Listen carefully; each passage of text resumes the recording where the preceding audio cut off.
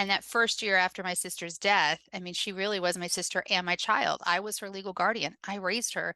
And that first year, I just did everything people wanted me to do.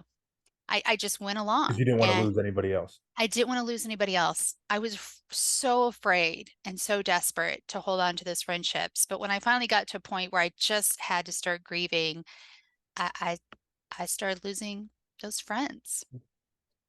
Did any part, and I think you understand the spirit of the show, so I asked this Yeah. because I think it's important for people that go through something similar, because inevitably there are people going through something very similar to Yep. try and get to it. Like very much where we were before about the joy aspect of it. Like, is there any part of you that looks at it and wondered at the time, like, am I doing something wrong here? Should I be there for them still? Like, am I being a bad person for worrying about my own grief? It almost sounds absurd to say, right? But was that a conversation in your head Oh, where it yeah. was like, I'm the problem here in some way? Oh, yeah. Absolutely. Absolutely. How could I not see myself as a problem, even though that's pretty self-centered if you think about it?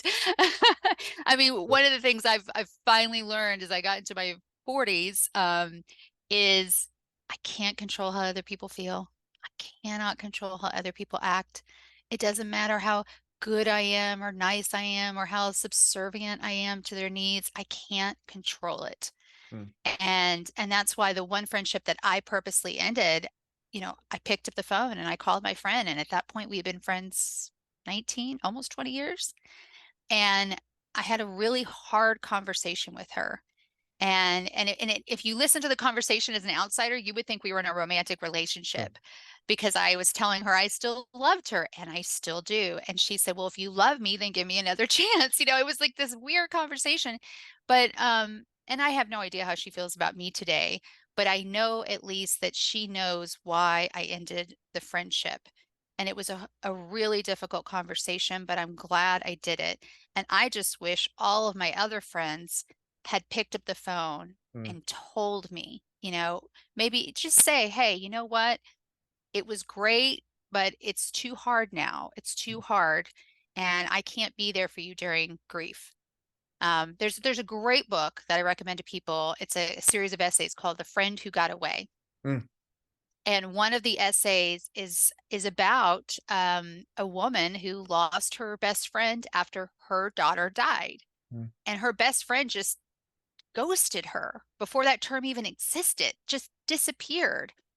And she came to the conclusion it was because they both had children that were the same age. And again, to come face to face with mortality, if you've never been face to face, especially if a young person dies, she just finally realized her friend could not do it, could not be there for her. All right, I'm gonna be like deliberately, I don't know what the right word is, crass, provocative for a second. So I Please. deeply appreciate what you're saying, which is why I think it's interesting. Like, how could a human do that though, right? Like, I I know. understand at a first level how you could do it, right? You face your own mortality, Yeah. but how could anybody that's thinking and has a conscience be like, this person that I care about deeply just lost somebody that meant a lot to them? It's hard for me. I get it. It makes me face my own mortality. It's so many similarities.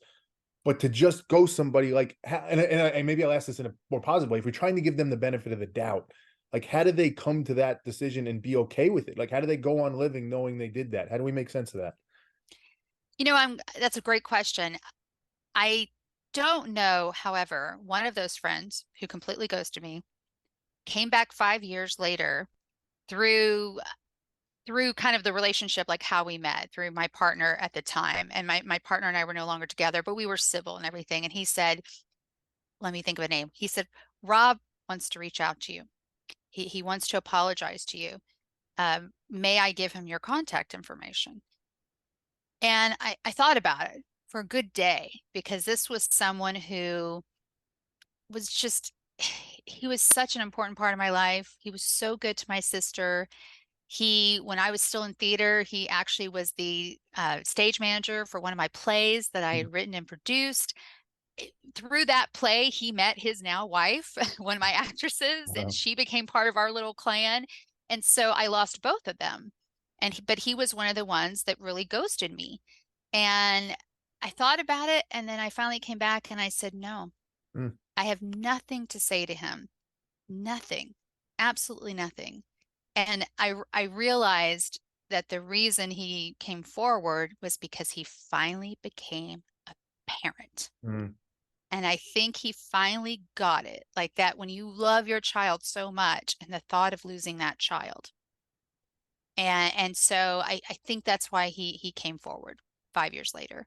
But at that point I had moved on. I had to. Had Mm. to. No curiosity. I mean, I'm sure there was curiosity, but not enough No, to say I want to hear no, what they have to say. Mm, none, mm, mm. none. Once I completely, and this is just me, Sure. lose trust in somebody, So, can't get it back. mm. Not happening.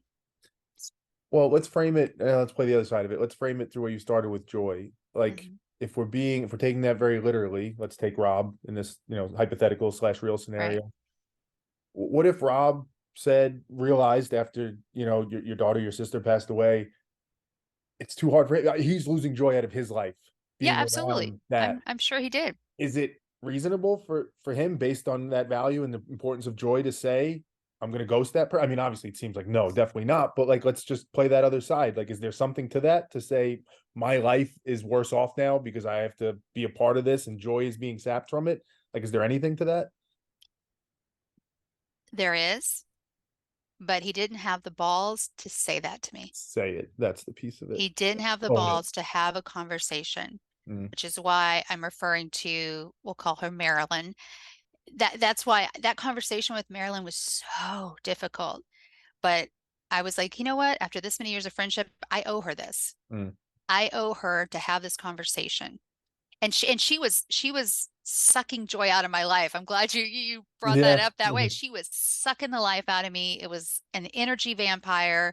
And I finally realized I was like, wow, I cannot help her. I Mm, can't help her. I have been the best possible friend I could. And she just takes, takes, takes. I mm, don't think she's like that anymore. She was in a dark place. But I hung in there for as long as I could. And I just wanted to have a conversation with her. mm. Why couldn't Rob just have a conversation with me? I personally think it illustrates the complexity of joy, happiness, whatever word somebody wants to put on it. There's such like a gravitational pull towards it for the exact reason you started this conversation with. Like, we're here on this earth. What else would we want but joy and Right. happiness and goodness? And that's the danger of it though, right? You run into a situation where like, ooh, that doesn't feel nice or that's not good. And like your compulsion is that gravitational pull is like go the other way. And to overcome that, I think can be really, really hard for like even you having that conversation with Yeah. Marilyn, right? Like I'm sure you didn't want to do that. You had to I did overcome not. that force of nature, that gravitational pull, which Hmm. was like, this is bad, don't do that. And I think for some of us, all of us, frankly, at different times in our lives, we can't overcome that. Like we are so pulled by it. And I think back to where we were before, that's part of the reason I think people are worried about joy and happiness is that part of it, like the shadow side of what it can pull you towards. Yeah.